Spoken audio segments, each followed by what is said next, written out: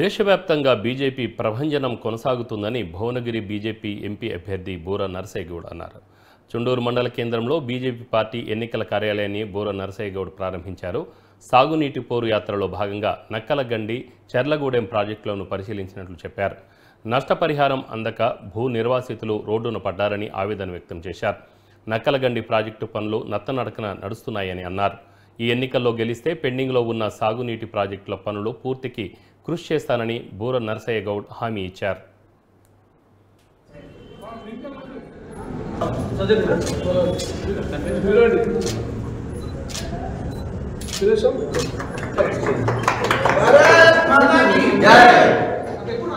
సాగునీటి పోరు యాత్రలో భాగంగా ఉదయం శివనగూడెం రిజర్వాయర్ సందర్శించి నిర్వాసితులను పరామర్శించి వాళ్ళ హక్కుల కొరకు పోరాటం చేయడానికి సిద్ధంగా కావటం జరిగింది.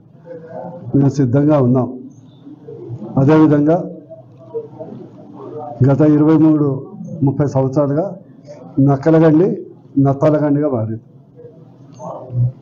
నడుస్తూనే ఉంది. పాలిచ్చే ప్రాజెక్టు వరకు చేసుకున్నారు, నీళ్ళు ఇచ్చే ప్రాజెక్టు మాత్రం చేయలేదు. అది మన రెండు ప్రభుత్వాల స్పెషాలిటీ. ఎక్కడి నుంచి వాటర్ వస్తుందో తెలియదు, ఎక్కడి నుంచి ఇంటేక్ తెలుస్తుందో తెలియదు, కాలువలు లేవు, వాటర్ లేదు. కానీ పాలిచ్చే ప్రాజెక్టు మాత్రం చేసుకున్నారు. నిర్వాసితులు రోడ్డు మీద పడ్డారు, వాళ్ళకి స్థలం లేదు, భూమి లేదు. గత ఎమ్మెల్యే, గత మాజీ ఎమ్మెల్యే, ప్రస్తుత ఎమ్మెల్యే సాగునీటి పోరు యాత్రలో భాగంగా